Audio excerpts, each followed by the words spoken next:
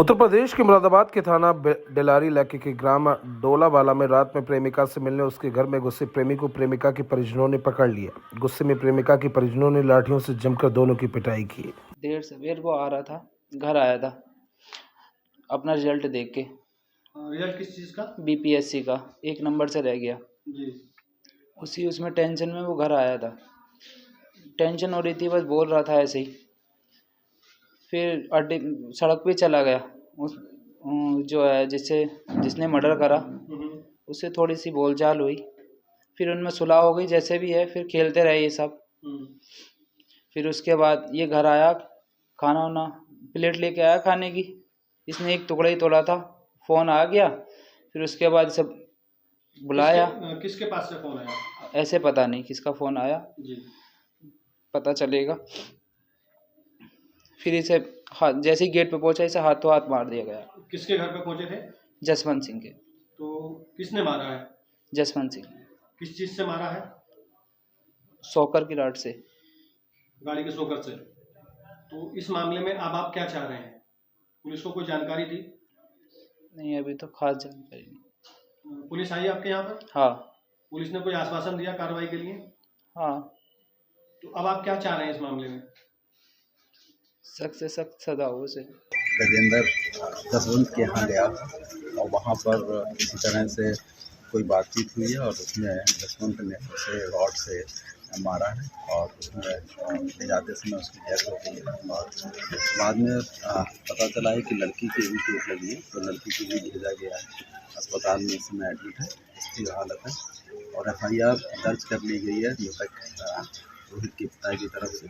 और मुलजिम को हम लोग ने अरेस्ट कर लिया है और बाकायदा जो भी उसने बाहर रॉड का इस्तेमाल किया है उसको भी बरामद कर लिया गया है। बाकी सारी साक्ष्यों के आधार पर लिंक करते हुए इसमें हम लोग हिंसा को लेते हुए सख्त से सख्त कार्रवाई। सही घटना क्यों घटी है और आखिर क्या वजह थी?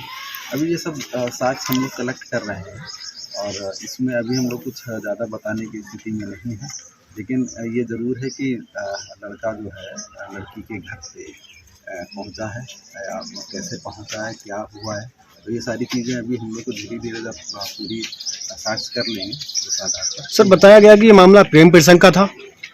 ये चीज़ें गांव में चल रही हैं, तो लेकिन हम बता रहे हैं कि अभी पूरी चीज़ें धीरे धीरे सब पर्दे खुलें और खुलने के बाद ही उसमें हम पूरी करेंगे। सर, कुछ लड़की की स्थिति के बारे में कुछ जानकारी हो?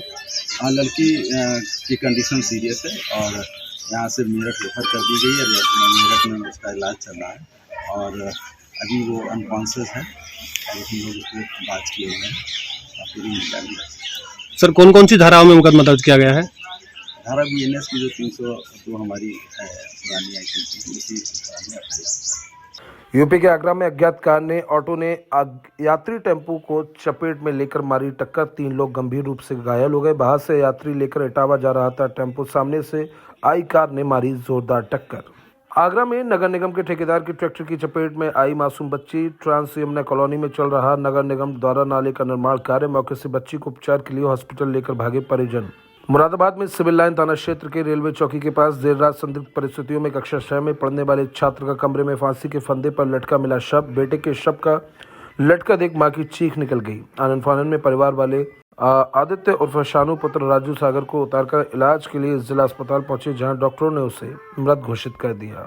सानू को ताई हमसे तो टांग कराई फांसी का के वो बेहोश पड़ा है। हमारे द्वारा खबर करी तो बेहोश की खबर करी है उसने, और हमने आन के सुनी तो जो कह रही बोली फांसी खा ली। हमने तो अस्पताल में सुनी है जहाँ पे फांसी खाए और लड़का ख़त्म हो गया। इनने बताया नहीं, इन्हें कहते ही हॉस्पिटल उसमें ICU में और वो लग रही है ऑक्सीजन। किसने बताया था आपको? इसने जिसने आदमी करा है हमारी लड़की ने। क्या नाम है इसका? उसका नाम है विनीत। उसने बताया मुझे। आपकी बेटी ने?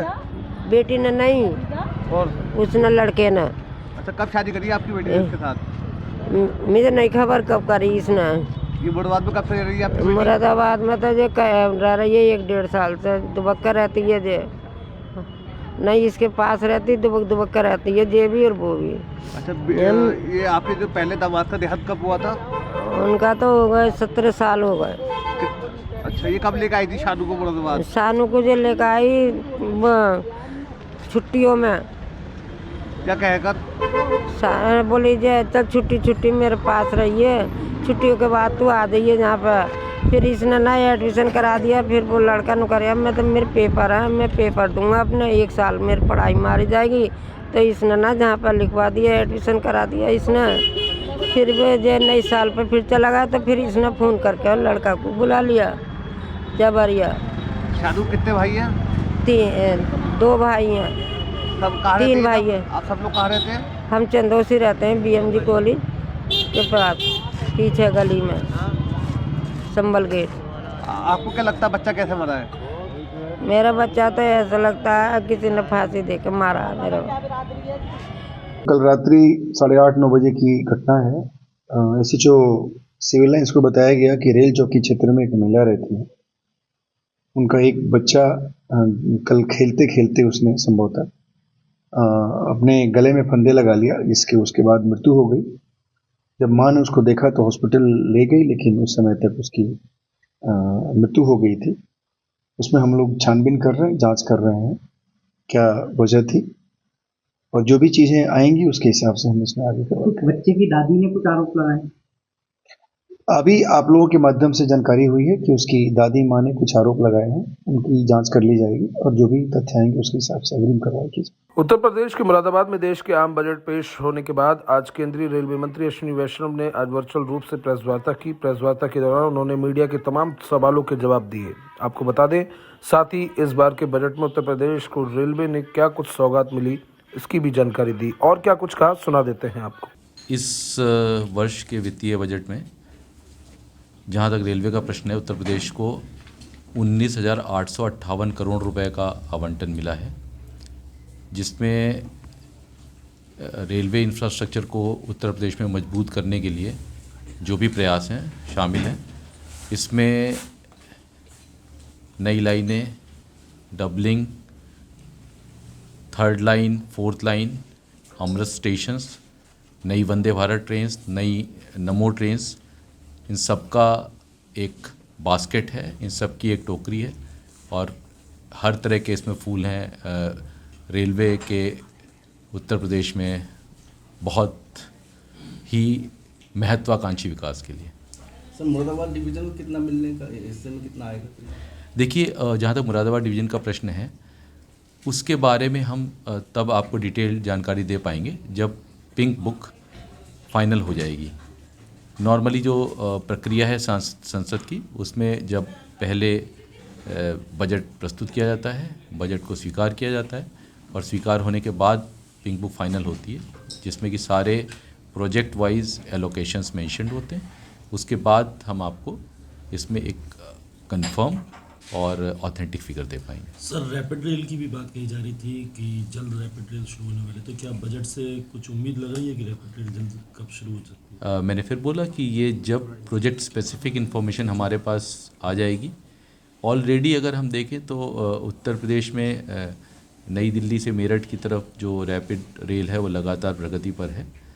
इसके अलावा और भी रैपिड रेल के प्रोजेक्ट्स रडार पे हैं, लेकिन किसको फाइनली रेलवे मंत्रालय द्वारा इस वर्ष मंजूरी दी गई है, वो पिंक बुक के आने पर ही स्पष्ट हुआ है। सर, रुद्रप्रयाग प्रोजेक्ट को लेकर कब तक शुरू होगा? क्या स्टेटस है सर अभी तक? कितने किलोमीटर लाइन रेडी हो गई है? ऋषिकेश कर्णप्रयाग प्रोजेक्ट काफ़ी डिफ़िकल्ट और चैलेंजिंग प्रोजेक्ट है। जैसा आप लोगों ने अभी USBRL प्रोजेक्ट का इनॉग्रेशन हुआ था, जब माननीय प्रधानमंत्री जी ने किया था, तो आप लोगों ने देखा था कि ऐसे प्रोजेक्ट जो कि हिल एरियाज़ में बनते हैं, उनमें इतनी चुनौतियां होती हैं कि कोई फर्म टाइमलाइन देना संभव नहीं हो पाता है। तो इसमें काम बहुत तेज़ी से चल रहा है, लेकिन टनल्स वगैरह के काम काफ़ी एडवांस स्टेज में है, परंतु उसमें जो चुनौतियां हैं और जो वक्त पे तकनीकी दिक्कतें आती रहती हैं, उसमें इस समय इस प्रोजेक्ट की कोई फर्म डेट देना तो उचित नहीं होगा। इस कार को RVNL देख रहा है, रेलवे की एक पब्लिक सेक्टर यूनिट है, और वो लोग इसमें पूरे तन मन से अपने लगे हुए हैं और हमें लगता है जल्दी से जल्दी इसमें सकारात्मक परिणाम में देखने को मिलेगा। कई मार्गों पर 4 लाइन करने की जो तेज़ी से चल रही है, तो जो 3rd और 4th लाइन का जहाँ तक प्रश्न है, वहाँ तक मुरादाबाद मंडल में गाज़ियाबाद से लेके मुरादाबाद, मुरादाबाद से रोज़ा, रोज़ा से सीतापुर, इस पूरे ही रूट का सर्वे चल रहा है और इसकी रिपोर्ट्स बन के जा रही हैं। तो जैसे जैसे ये रिपोर्ट्स बन के जाती जाएंगी और इनके फाइनेंशियली वायबल मॉडल्स बनते जाएंगे, वैसे वैसे इसमें स्वीकृति मिलेगी। अमृत भारत स्टेशन के तहत कितने मंडल में स्टेशनों का सौदाकरण होगा? अमृत भारत स्टेशन के अंतर्गत मुरादाबाद मंडल में टोटल 19 स्टेशन हैं जिन पे कार्य चल रहा है और इसमें जैसा कि माननीय मंत्री जी ने अपने उद्बोधन में भी बताया कि पिछले करीब 1 से 1.5 साल से इन पे कामों में गति आई है और मुझे सिर्फ इतना कहना है कि हमारा पहला स्टेशन बिजनौर बहुत ही जल्दी आप सब लोगों के देखने के लिए तैयार हो जाएगा और आगे भी अगले स्टेशंस भी हम 2-2, 3-3 महीने के गैप पे करते जाएंगे क्योंकि कई स्टेशंस पे बेसिक काम हो चुका है, अब काम तेजी पकड़ेगा। क्या सुविधाएं दे रहे हैं इस मामले के बारे में?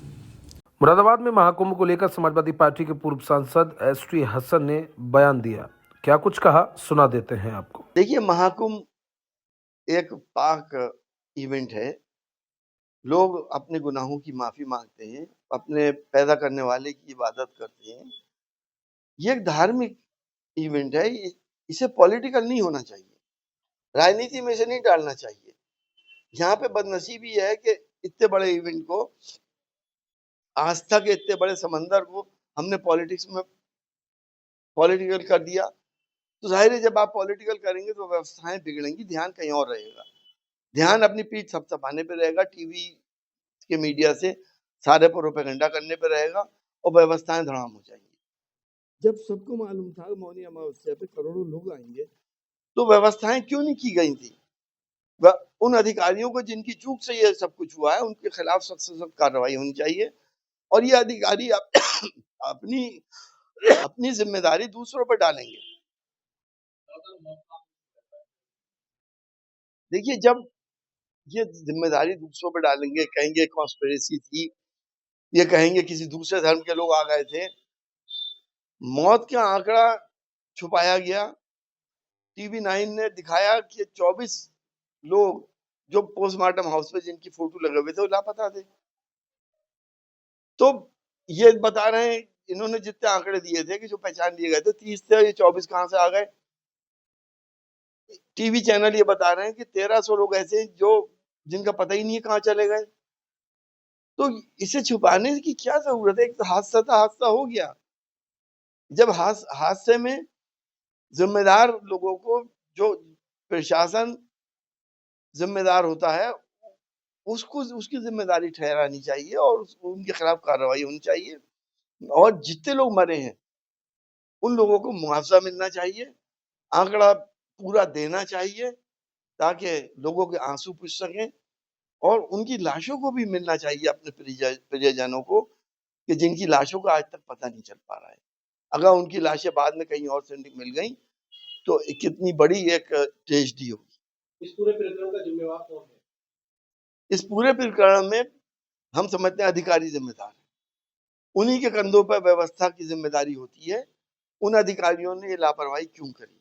इंसानी जिंदगियां इतनी चली गई और वो अब अपनी जिम्मेदारियों को दूसरों पर डालने की कोशिश कर रहे हैं कि ये कॉन्स्पिरेसी थी या दूसरे धर्म के लोग आ गए थे या कुछ भी कह सकते हैं वो तो लेकिन हकीकत जो है वो पूरे हिंदुस्तान के सामने।